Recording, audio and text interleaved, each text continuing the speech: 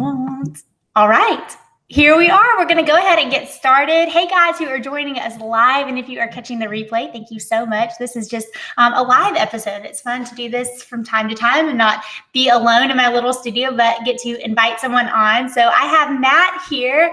Hi, people that are chiming in. Yay. Matt is my friend. We met through a copywriting mastermind, but I've kind of from afar, a bit like yesterday, Matt, I was reading through some of your LinkedIn articles and just I watch what you do, and it is something that I've wanted to learn more about. So I'm so excited to get to selfishly ask you some things that I've been wondering today, and grateful to have you on here.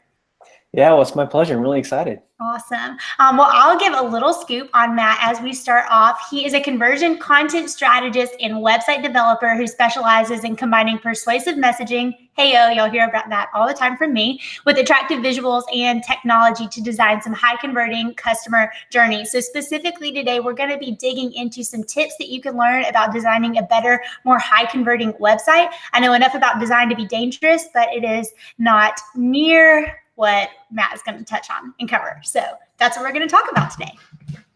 All right, I'll just jump right into it. But I've always had an interest in design. A little bit of background on me: I studied English. I originally wanted to be an English professor. I did not want to be a content strategist because that didn't even exist when I was in school. And I just found myself in marketing, and I realized, okay, talk about using how to apply what you're learning about your audience towards your messaging or your visual design. All that sounds really intimidating. And as somebody, the reason I'm telling you about my background is that I do not have a background in math or statistics multiple times in college. But I've still learned how we can use data every single in the work that we do.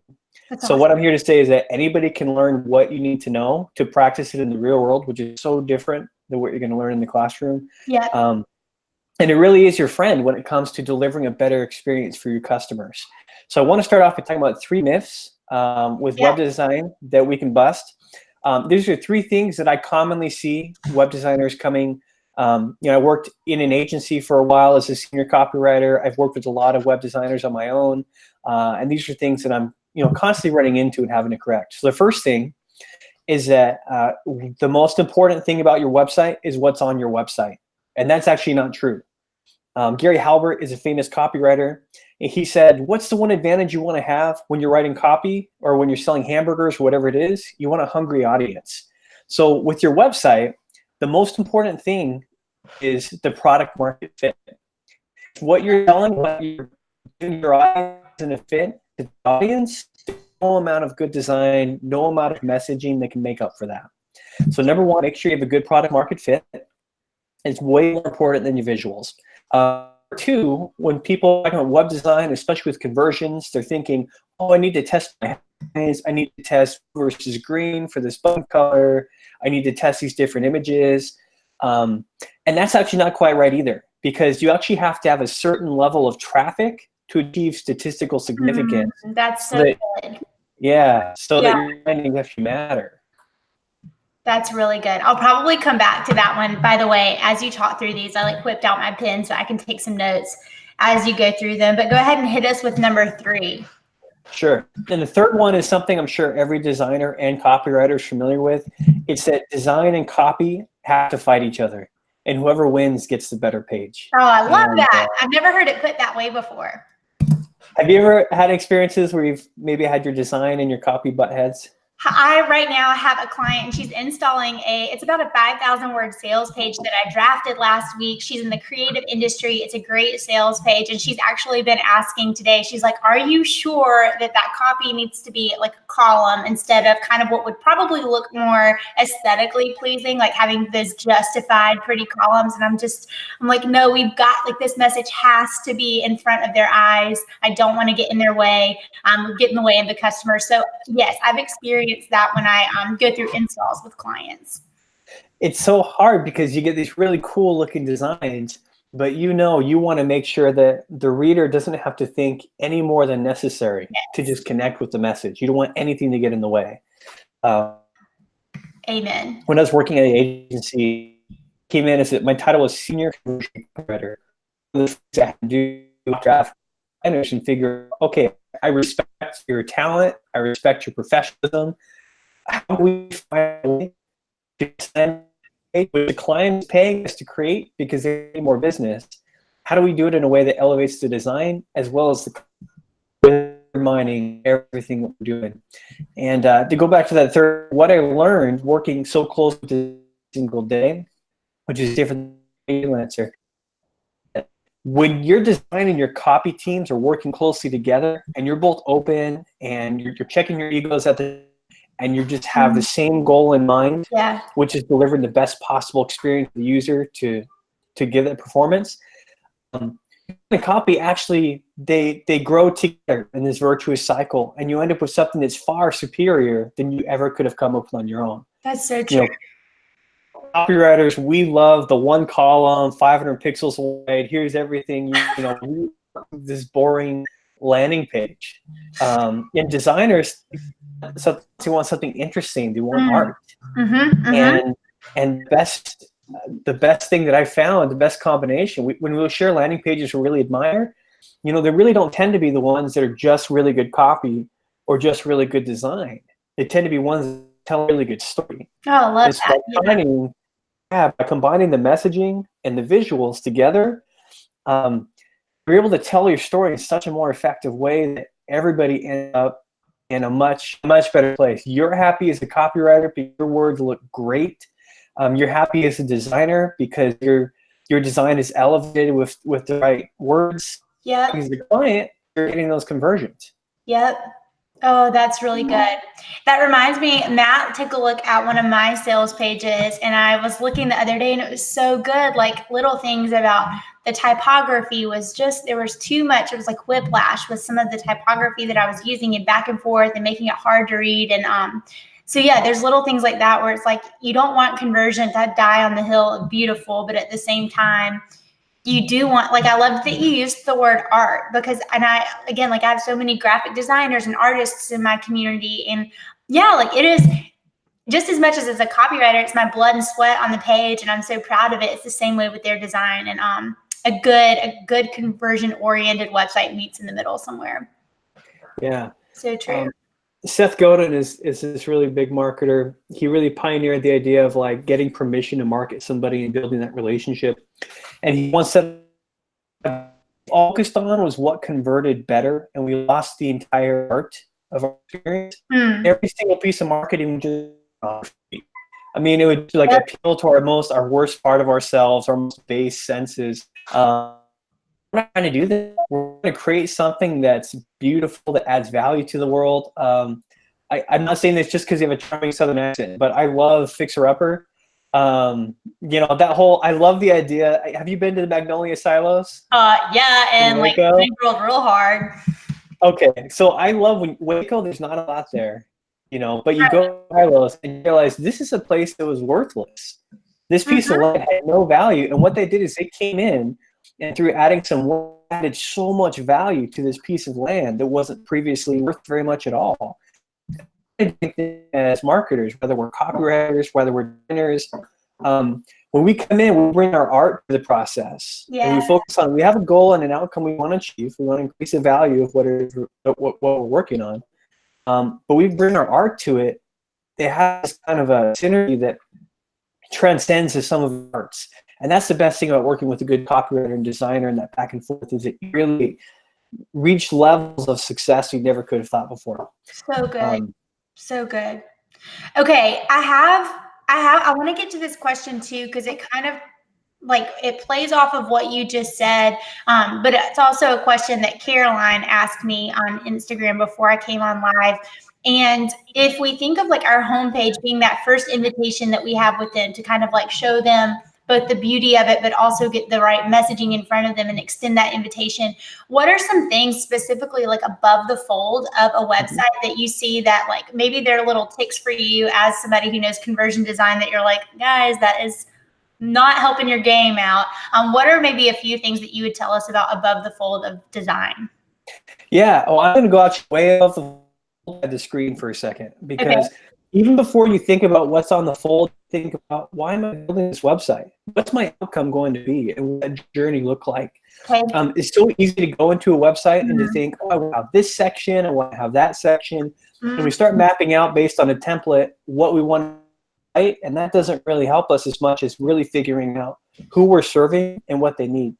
Once we've answered those questions, instead of just going to the default, really thinking critically about what it is we're trying to deliver, then the above the fold section is a really great opportunity to get laser focused on what you want them to do on your site.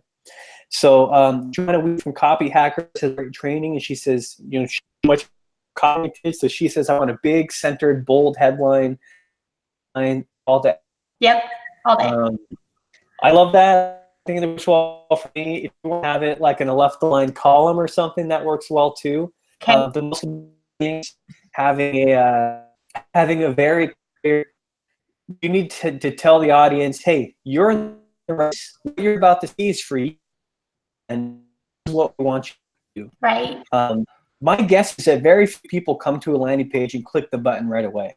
But what the button does, if you have like a call to action right at the top, it sends a little signal in their brain and their subconscious, and it says, hey, this is the action we want you to take on the page. So as you're reading the rest of this copy and rest of this messaging, pay attention and want you to be coming back to. And then by the time they come into the page, their brain's kind of worked out, oh yeah, that thing I was supposed to do, well, now it's time to do that. And then they're more likely to do it. That alone was like worth the price of entrance. That, do you know that I have always wondered, I've always thought, and I should have probably tested it with clients and in my business, but I've always thought there's no way, like, they have enough information to make a decision at this point.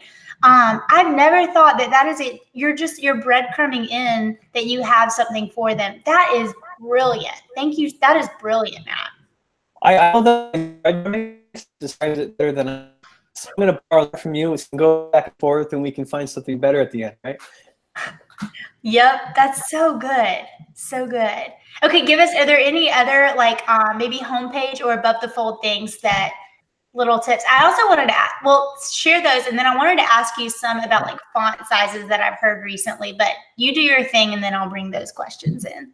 Sure. You know, when I tell people the biggest things that hurt conversions, they're actually pretty surprised, because people think it's about, you know, your word choice on the button or the colors. Yeah. Really what hurts the most are like really chunky websites. And so if your web page is taking 15 seconds to load because your images aren't optimized, you're not going to have a lot of conversions. So good. So go to a tool, gtmetrics.com. Okay. That's you can just plug a URL into there, and it'll show you, like, hey, here's what you need to do to optimize your site. Okay. One of the best things that I've seen that I can do is create, and I know a lot of people use page builder, right? The drag and drop to create websites and stuff. Yeah, those are awesome, because everybody can create a site with those. But what you do is you can set the settings for a row. Let's say you row, right? And that's going to be your desktop version. Go into the settings for that row, hide it mobile. Okay. Next, create a copy of that row, change the font size so it looks good on small phone, and then change a different image so that it's a smaller image. It's optimized for a mobile device, and then change the viewing settings so it's only visible on mobile. So hide it on desktop and on tablet. And so when you're editing your page, when you're creating a landing page or something, you're going to have a whole bunch of what looks like duplicate rows until you view the live version. And then you're going to see, or whether you're on mobile, and it's going to serve different size images. If you've optimized your images and done the extra work that a professional does, which is be thoughtful and test on different devices, you optimize your images for different sizes, and you're going to find your page load speeds go way, way faster. You're going to be down from 10 seconds down to 2 or 3 seconds. That's going to help convert so much more than anything else in the short term. Matt, that is so helpful. I had no idea that you could do that on lead pages. No idea. Let me ask you this, and I want to stick on this for a moment, because I do have a lot of photographers, wedding, family portraiture photographers, and a lot of us use the Show It 5 platform. Are you familiar with that platform? Yeah. Okay, I think you can do something similar there, to where you like optimize for mobile. But is that a kind of the point that you just mentioned about taking an image and like having your different canvas pieces, but only making some live on desktop and some live on mobile. Is that something that works and helps with load speed across platforms? Like, would that be something that I can apply when I work in Show It, for example? Yeah, whether you work in Show It or Divi or Beaver Builder or even Shopify, determine, what's the biggest screen size you're probably going to look at. And there aren't really a lot of people on 4K monitors, even though people like you and me probably work on 4K monitors a lot. If you have Google Analytics for your site, you can actually look and see what the average screen size is. Yeah. And so looking at Google Analytics, using data, and this is where we're talking about that data from before, it's not so scary. It'll show you what size screen people are on. And you can just Google how to do this. I don't have the instructions in front of me. Totally But fine. I just then, down to do this. yeah, and then just resize your images to the average biggest screens. And go in Photoshop, optimize it so it's a reasonable size, get it down from 4 megabytes down, maybe 400 kilobytes or smaller if you can. If you do that, and then just re-upload the image and replace it, you're cutting your page speed by like 80%. Okay, so good. Wow, that's helpful. Let's see. Can you still hear me okay, Matt? Yeah, I can hear you. Okay. That's really good. Let me pull out the rest of my questions that I have. Are there any more like myths you want to bust or little hot tips you have that you wanted to share before I like ask all my other questions? I have a little laundry list of things that I've got to hit after this. Yeah, okay. Well, Bring it. The difference between a great writer and a good writer is 28 revisions. And between a designer and a good designer, Okay. Go through testing your websites on different screen sizes and not saying it looks good and show it on my desktop, so it must be good on mobile. Google Chrome has built-in tools where you can see what your site looks like on different devices. So really taking the time to go through, you're going to see, oh yeah, this font is too big for mobile. It cuts off the word halfway and pushes it to the next line. That's ugly. And the reason ugly is bad is because it makes the user think. It lowers conversions. It makes them have to, it's called cognitive load. Anytime you make somebody think more than they should, that's bad. And we want them to not even have to think, but just really enjoy the experience so that by the end, they're really connected with your message and not distracted by maybe a broken image or something. Yeah, that's helpful. Okay, I have some follow-up questions on that. Yes. We were running ads to a page that I did not know to test things in Google Chrome. Duh, I feel like I should have known that, but I didn't. And somebody said like, hey, you needed to know on, it was like a certain size of Android on a certain landing page, you could not read it. And she it was a stranger on the internet, but she definitely made sure that I knew that that was something that I needed to do moving forward. And I appreciated her calling me out on that and making sure that I knew about that. So as somebody who does need to do some work in Google Chrome, can you give me like a quick, it's a Google tool that we can go to the website and I'm guessing it's free. Yeah, it's built right into Chrome. So if you click on the menu, View, Developer, and then Developer Tools, you have a little box pops up, a little button that looks like a tablet, a mobile. You click that, and you can select different sizes: 6, 7, iPhone 5, Samsung Galaxy, Galaxy S5. So a lot of different lists of things you check right in your browser that are the most common screen sizes. So. Okay, that's perfect. That's so great. While we're on the topic of tools, are there any other tools that you love or you would recommend to, again, people like me who maybe I'm not quite as advanced as you are in all of these categories, but can you give me maybe some tools that would help me out? Yeah, my favorite tool is, I like Ahrefs and SpyFu. They both do kind of the same thing, but they show you, they allow you to research competitor sites, and that gives you an idea of the kind of keywords that you're targeting, lets you know what kind of language your customers will also be using. And another tool I mentioned before is GTmetrix. This is one I've been using a lot lately because it really is like a cookie cutter roadmap that says how to optimize your site and make it load faster. You put your URL in, it'll give you a list of 20 or so recommendations that'll say, down your image size. This image, and this image are too big. need to optimize them. So that one is great. Actually, Margot Aaron, who's another copywriter, she's the one who told me about that. Okay. Yeah. Oh yeah, I know who Margot is. I follow her. Yeah. Cool. She's great. Cool. Okay. Ahrefs, GT metrics. He said one more. I didn't quite get the name of it. SpyFu. And that does that function similar as Ahrefs? Yeah. Okay. Cool. So I'm writing that down too. Man, Matt, you're giving me like a laundry list of really fun activities that I'll probably do tonight while my husband's at work. Perfect. That's great. This is great.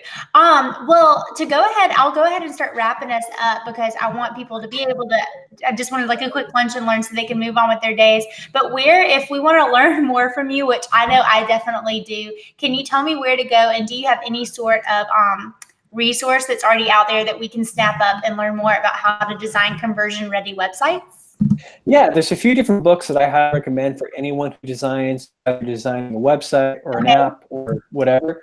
One is Design is a Job by Mike Montero, and that really goes through the process of how you're hired to solve a customer problem, and it shifts your perspective when you're approaching design from what would look good to, well, what would actually solve the problem, and what problem would I solve? Just Enough Research by Erica Hall is another good one that talks about the importance of user research and how easy it is to get the extra step. When you take time to get more research, your work is command higher fees, which actually buys you more time to do more research on your next project. Another virtuous cycle. Value-Based Design by Nick DeSaba is another one that came across my radar this year, and it is a brilliant must-read for any creative professional, whether you're a copywriter or designer. Okay. Talks about selling your design based on the value it creates rather than just what you can charge. And then again, changes your perspective, and you're able to add so much more value, and in return, you get that brought back to you a little bit. Great. Okay. See, and then the last thing is I'm actually preparing a short free email course for everybody. I go to conversiondesign.com, and it teaches you whether messaging, design, technology, how you can create a much better user journey through conversion design. So go ahead and check it out. I'm so excited about that.